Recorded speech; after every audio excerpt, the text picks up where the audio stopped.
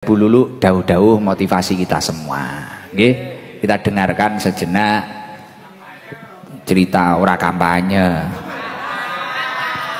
Dieling-eling karena Bu Khofifah waktu kesini tak kasih waktu, Bu Risma kesini tak kasih waktu toh.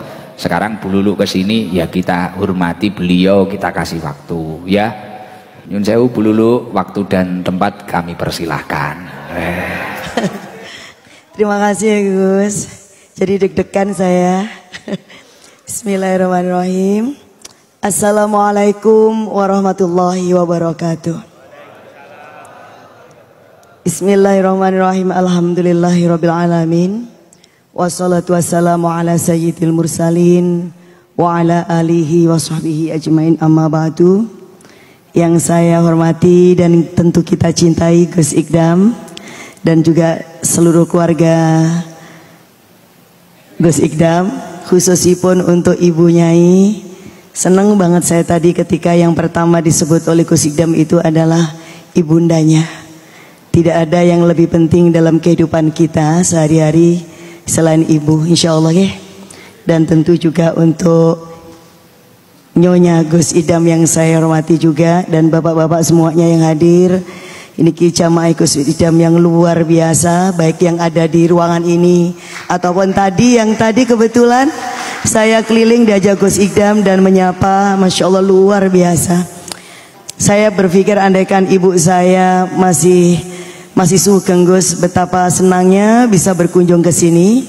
Jadi ibu saya itu seto tahun 2023.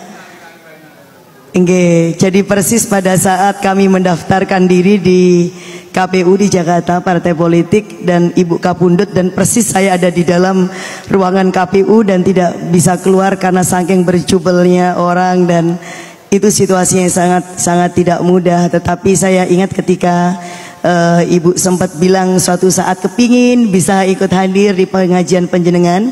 Ibu saya sempat kena stroke 2 tahun, tetapi alhamdulillah selama masa-masa kondisi itu tidak pernah meninggalkan sholat satu kali pun. Dan dalam kondisi yang kadang lupa atau ingat itu kita terus membimbing Gus. Jadi kita ini kayak sholat double. Untuk apa? Untuk sekedar menjaga agar ibu, karena maunya begitu. Jadi saya kadang gantian sama neng saya.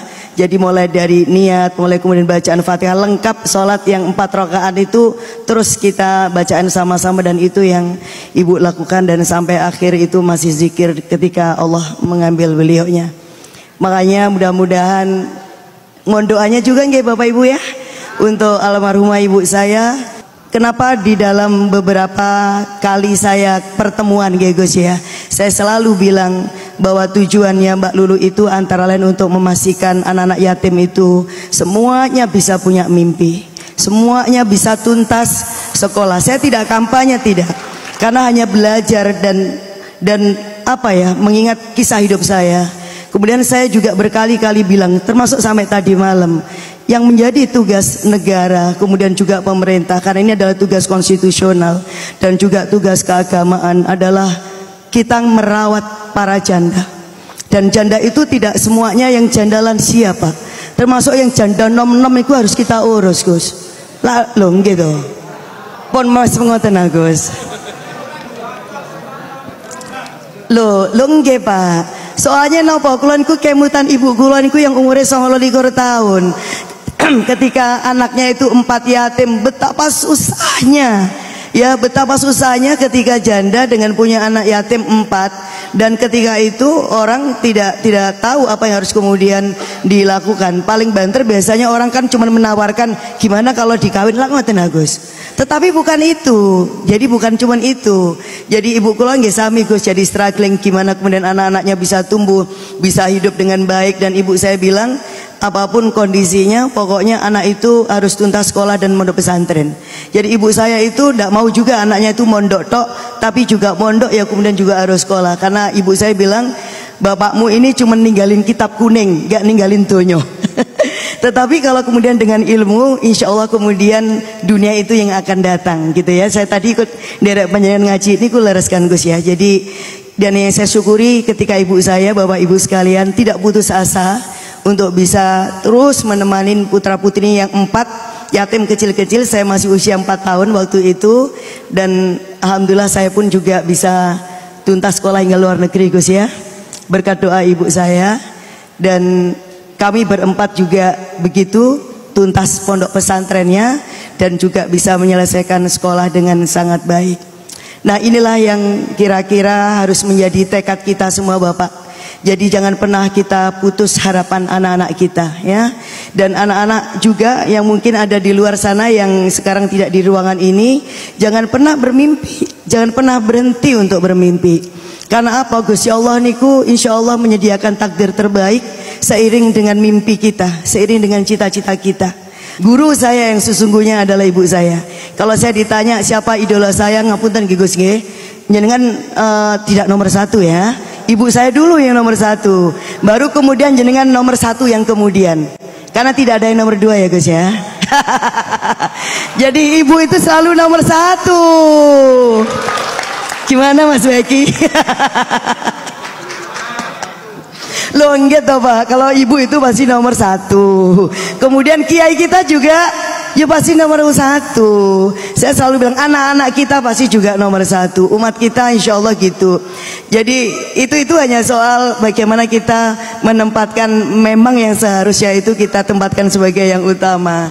Nah bapak-bapak, jadi kembali ke situ, saya bersyukur sekali. Saya setuju. Saya tadi ternyok ketika penjaringan nyebut ibu dan saya jumpa sama ibu Nyai, karena saya langsung masya Allah keingatan ibu, karena baru setahun baru setahun.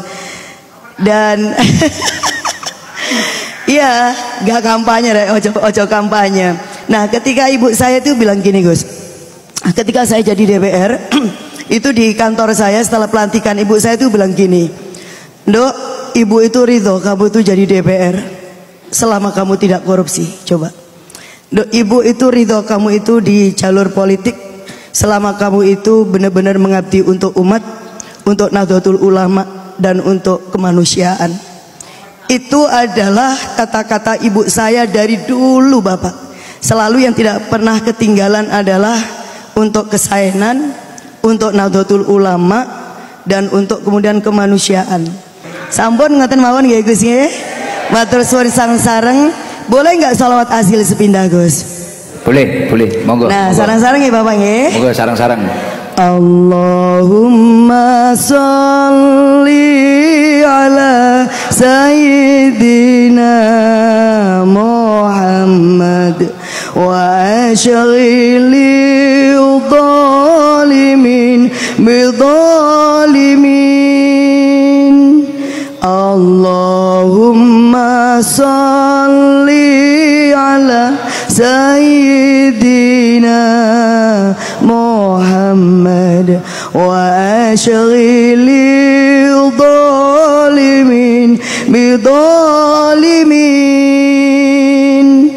wa akhrijna min bainihim salimin ya Allah wa ala alihi wa sahbihi ajmain.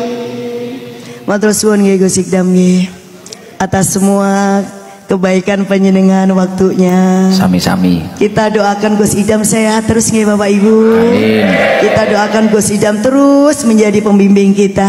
Amin. Diberikan kekuatan untuk terus menjaga iman, menjaga kemanusiaan kita, menjaga paseduluran antar kita. Bahkan umatnya, jamaahnya beliau bukan hanya muslim, tetapi juga semua umat yang ada di Indonesia ini. Beliau adalah berkah untuk kita semuanya. Mudah-mudahan Gus saestu panjenengan dipun paringi kesehatan, amin, kesaenan lahir dan batin, amin, ya rabbal alamin. Saya cukupkan, ngapunten atas semua salah khilaf saya. Mohon doa restunya untuk Mbak Lulu, mudah-mudahan Allah ridho dengan perjalanan saya sebagai calon gubernur di Jawa Timur. Wallahul muwaffiq ila aqwamit thoriq. Wassalamualaikum warahmatullahi wabarakatuh. Waalaikumsalam warahmatullahi wabarakatuh. Ternyata luar biasa.